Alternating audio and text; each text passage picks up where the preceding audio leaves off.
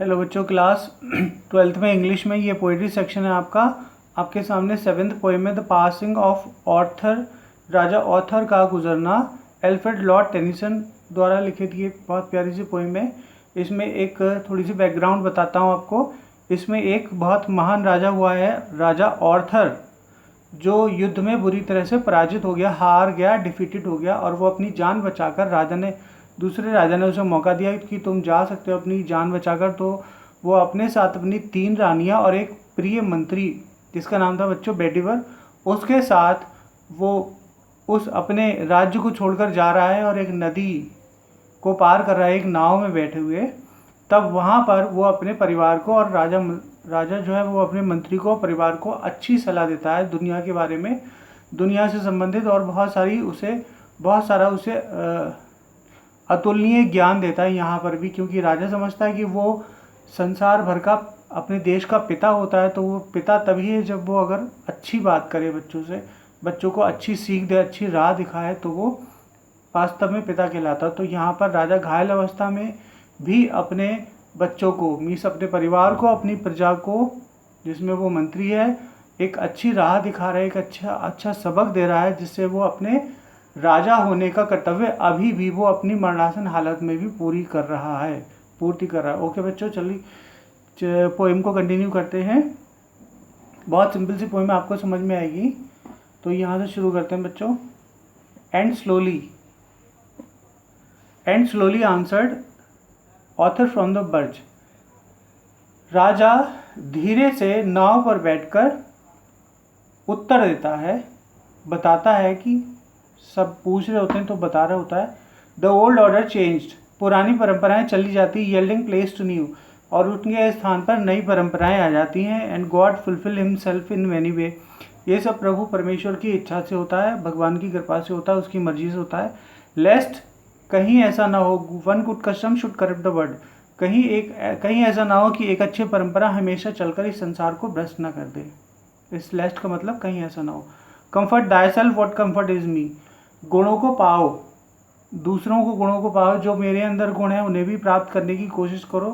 तो मेरे गुणों को पाओ। I have lived in my life, मैंने जैसे अपने जीवन में किया वैसे मैंने पाया, जैसे मैंने बोया वैसे मैंने काटा। And which is have done, जैसे मैंने दिया वैसे मैंने पाया। May he within himself make pure but thou, जब तक वो मेरे अंदर प्रवेश करके मुझे शुद्ध ना कर दे तब तक। If you shouldst never see my face again, तब तक मुझे तुम्हें अपना चेहरा नहीं दिखाना चाहिए और ना ही तुम्हें मेरा चेहरा देखना चाहिए। प्रे फॉर माई सोल, मेरी आत्मा के लिए प्रार्थना करना। More things are brought by the prayer, प्रार्थना से बहुत सारी चीज़ें संभव हो जाती हैं।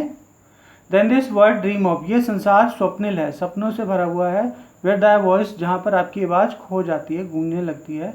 Rise like fountain for me day and night, मेरे लिए तो आप फव्वारे जैसे हो या गिरते हुए फॉल जैसे हो, जो लगातार मुझे प्रेरणा स्रोत देता है, मुझे प्रेरणा देता रहता है अच्छे कामों को करने के लिए। तो मेरे लिए तो आप एक फव्वारे की तरह हो, जो हमेशा मुझे अच्छे कर्मों के लिए प्रेरित करते हो।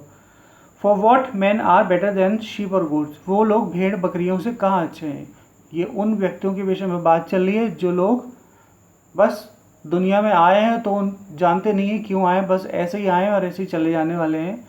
तो उनके विषय में बता रहा है कभी कि वो लोग भेड़ बकरियों से कहाँ अच्छे हैं। That nourish a blind life with the brain, जो दिमाग के रहते हुए, मस्तिष्क के रहते हुए भी वो मस्तिष्क वाला या मनुष्यता का कोई काम नहीं करते।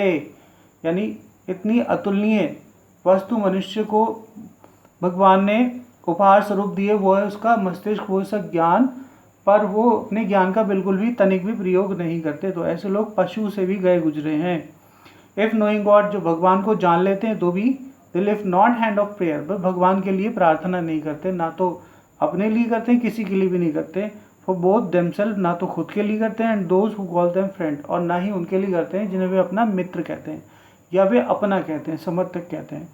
For so the whole round earth is everywhere, इस प्रकार पृथ्वी भी उन्हें अपने ऊपर बोझ समझती है।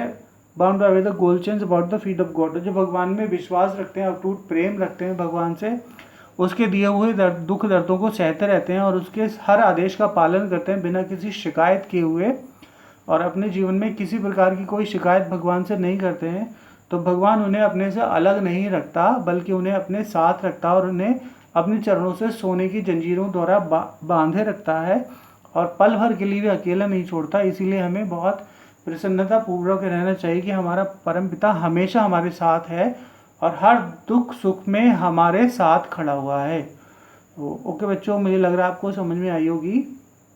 अगर आई है तो इस पोएम को अच्छे से पढ़ लीजिएगा, बार बार रिपीट करके वीडियो पूरी देख के पढ़ लीजिएगा। और अगर आपने चैनल अभी तक सब्सक्राइब नहीं किया तो सब्सक्राइब कर लीजिए और पास ही बेल आइकन को भी हिट कर दीजिए ताकि नई नई वीडियो की नोटिफिकेशन आपको फ़ौरन मिल सके। तो ओके बच्चों, thank you so much for watching my video. All the best for your half yearly exams. Comment में बताएं कि किस तरह से और आपको अच्छा पढ़ाया जा सकता है। ओके बच्चों, थैंक्स अ लॉट।